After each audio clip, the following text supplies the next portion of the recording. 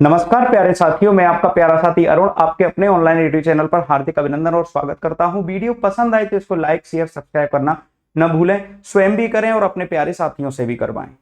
हाल ही में एक रिपोर्ट आई थी इंटरनेशनल लेबर ऑर्गेनाइजेशन की, जिसमें कहा गया था कि 83% युवा भारत के बेरोजगार हैं। जिस रिपोर्ट का हवाला दिया गया था, उस रिपोर्ट में जो कारण बताया गया था, बेसिक सॉलिड रीजन, उसके पीछे रीजन ये बताया गया था कि कोरोना काल में भारतीय लोगों को वर्क फ्रॉम होम की जो जॉब मिली थी वो बेरोजगारों के समान थी। इस रिपोर्ट में ज्यादातर लोग वो बेरोजगार हुए थे जो बाहर उद्योगों में काम करते थे, लेकिन कृषि क्षेत्र में रोजगार बढ़ा है क्योंकि जो बाहर जॉब करता था वो कृषि से आके कनेक्ट कर गया अपने आप को। और दूसरा काम इस रिपोर्ट में बताया गया कि जो 10वीं और 12वीं वाले युवा हैं, जो अभी के अभी जो चुनावों में जयकारे लगाएंगे, उनकी बेरोजगारी की संभावना ज्यादा है, वही ज्यादा बेरोजगार है 83%। एज गैप याद रखना है 15 से 65 वर्ष। शुरुआत में इसलिए बता दी है क्योंकि कई सारे बच्चों को, कई सारे प्यारे साथियों को पॉलिटिकली तो सरकार की आलोचना करने के लिए पता होगा, लेकिन किन किन आधारों पर क्या करना है वो मैंने आपको बता दिया। सही है या गलत है वो आप तय करिए, क्योंकि आप ऑडियंस हैं, इस मंच के सरपंच हैं आप। अभी मैं जिन रिपोर्ट और सूचकांकों की बात कर रहा हूं उनमें पहला है United nation sustainable development solution network. इसके द्वारा जारी किया जाता है वैश्विक खुशहाली सूचकांक, अर्थात कोई देश कितना खुश है। इस बार जो रिपोर्ट आई उसमें कुल देश 143 थे। भारत की रैंकिंग 126 आई। अफगानिस्तान 143वें अर्थात अंतिम स्थान पर रहा। इसके 6 पैरामीटर होते हैं। किसी देश के व्यक्ति की आय कितनी है, प्रति व्यक्ति आय। दूसरा, वहां के लोग जीते कितने हैं, जीवन कितना है, जीवन प्रत्याशा। तीसरा, वहां के लोग किसी दूसरे पर विश्वास कितना करते हैं, अन्य पर विश्वास। और वहां के लोगों के पास विकल्प चुनने की कितनी आजादी है। जितनी आजादी होगी उतने लिबरल होंगे और भ्रष्टाचार उतना कम होगा। लेकिन हमारे देश की स्थिति बदतर हुई है। प्रति व्यक्ति आय, जीवन प्रत्याशा, अन्य पर विश्वास, विकल्प चुनने की क्षमता, उदारता और भ्रष्टाचार में हम निम्न स्तर पर हैं। इसलिए हमारी रैंकिंग 126 आई है। इस रैंकिंग में फिनलैंड प्रथम स्थान पर, डेनमार्क द्वितीय स्थान पर, आइसलैंड तृतीय स्थान पर रहा। चीन 60वें और पाकिस्तान हमसे ऊपर खुश है, 108वें नंबर पर बैठा है। नेपाल 93, श्रीलंका 128, म्यांमार 118, बांग्लादेश 129वें नंबर पर। मतलब पूरे एशिया में जो मेन कंट्री हैं, साउथ एशिया में तो हम सबसे पीछे हैं ही, लेकिन विश्व में भी हम केवल 17 देशों से ऊपर हैं, वो 143 में 126वें नंबर पर। कैसा लगा आपको अपना खुश रहने का अंदाज? कमेंट करके जरूर बताइए। क्या आप खुश हैं इस रैंकिंग से या नहीं? दूसरी रैंकिंग की बात करते हैं बेटा। यूनाइटेड नेशन डेवलपमेंट प्रोग्राम के द्वारा जारी किया जाता है मानव विकास सूचकांक, जिसको ह्यूमन डेवलपमेंट इंडेक्स कहते हैं। इस सूचकांक के 3 पैरामीटर होते हैं। पहला है जीवन प्रत्याशा, अर्थात किसी देश के लोग कितने साल तक जीते हैं।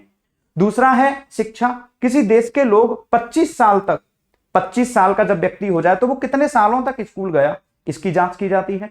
दूसरा है आपका वहां के लोगों की पर कैपिटा इनकम, अर्थात वहां की आमदनी। भारत का स्थान 193 देशों में 134वां है। 2022 में जारी हुई 2022 की रिपोर्ट है, जो कि अभी 2024 में जारी हुई है। पहले स्थान पर स्विट्जरलैंड, दूसरे पर नॉर्वे और तीसरे पर हांगकांग को रखा गया है। रखा नहीं गया, इनके यहां पर ये 3 पैरामीटर अच्छे हैं तो इनकी रैंकिंग अपने आप आ गई। भारत की जो एवरेज एज है 67.7 वर्ष है। आप बता दीजिए आपकी कितनी आयु और बची है 67 साल पूरे होने में। अंतिम स्थान पर साउथ सूडान रहा। भारत के पड़ोसियों की बात किए बिना आपकी रोटियां नहीं पचती। स्पेशली पाकिस्तान की बात न की जाए तो बच्चा पाकिस्तान 164 पर रहा। चीन 75 हमसे ऊपर है। श्रीलंका 78, भूटान 125, नेपाल 146, पाकिस्तान 164, अफगानिस्तान 182 पर। इस प्रकार से हमने देखा कि भारत की रैंकिंग 134 जारी कौन करता है? UNDP, United Nation Development Programme. और 2022 की रैंकिंग आई है, 2024 में जारी हुई है। अगले इंडेक्स की बात करें, लैंगिक असमानता सूचकांक, अर्थात महिलाओं की क्या स्थिति है। यह भी यूएनडीपी के द्वारा जारी किया जाता है। वास्तविकता में बात करें तो एचडीआई का ही यह एक अंग है। एचडीआई का अंग है और जो कि लैंगिक असमानता सूचकांक के रूप में जाना जाता है। भारत की रैंकिंग 108 है 193 देशों में। 3 पैरामीटर हैं इसके।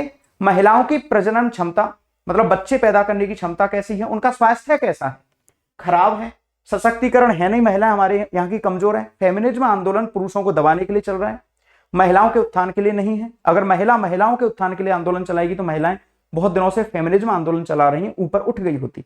लेकिन इस रिपोर्ट के अनुसार सशक्तिकरण नहीं है और श्रम बल में महिलाओं की भागीदारी भी कम है। हमारी आधी आबादी कमाती नहीं है।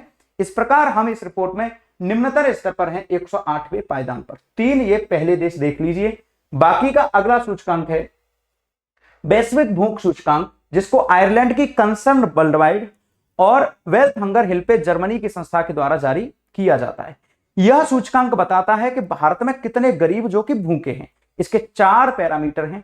लोगों को कितना पोषण मिल रहा है, 5 वर्ष के बालकों की वजन कितना है लंबाई के अनुपात में, 5 वर्ष के बालकों की लंबाई कितनी है उनके वजन के अनुपात में, 5 वर्ष के बालकों की मृत्यु दर कितनी है। अगर हेल्थ फैसिलिटी अच्छी होंगी तो मृत्यु दर कम होगी। अगर सरकार और हमारे निम्न स्तर पर बढ़िया बढ़िया चीजें खाने के लिए मिलेंगी तो पोषण भी बेहतर मिलेगा। तो 4 पैरामीटर के आधार पर ग्लोबल हंगर इंडेक्स जारी किया जाता है। भारत की रैंकिंग 111वीं, पहले स्थान पर बेलारूस, दूसरे पर बोस्निया, तीसरे पर हर्जगोविना।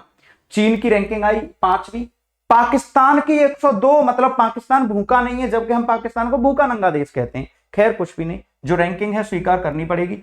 बांग्लादेश 81 पर, श्रीलंका 60 पर, नेपाल 69 पर।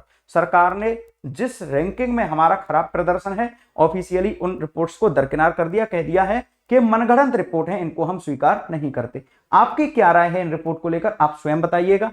क्या ये सारी की सारी चीजों में हमारे यहाँ बदलाव हुआ है, सुधार हुआ है? रिपोर्टर्स विदाउट बॉर्डर के द्वारा हर साल 3 मई को जारी किया जाता है वर्ल्ड प्रेस फ्रीडम इंडेक्स। 3 मई 2023 को जारी किया गया था, अभी 3 मई 2024 को आएगा। 3 मई 2023 को जो जारी किया गया था उसमें भारत की प्रेस बिल्कुल भी स्वतंत्र नहीं है। इस आधार पर हमारी रैंकिंग रखी गई है 161वीं। 180 देशों में मेरे बच्चे हम सबसे पिछलग्गू हैं। अगर हम बात करें कि पहले स्थान पर नॉर्वे, आयरलैंड और डेनमार्क। पाकिस्तान की मीडिया हमसे ज्यादा स्वतंत्र है। सोचने वाली बात है, जब पाकिस्तान हमसे ऊपर रैंकिंग में आता है तो हमें सोचने वाली बात है, सब कुछ छोड़ छाड़ के ये सोचने वाली बात है, क्या ये इंडेक्स, क्या ये रिपोर्ट, क्या ये सूचकांक कुछ ठीक ठाक बातें कह रहे हैं।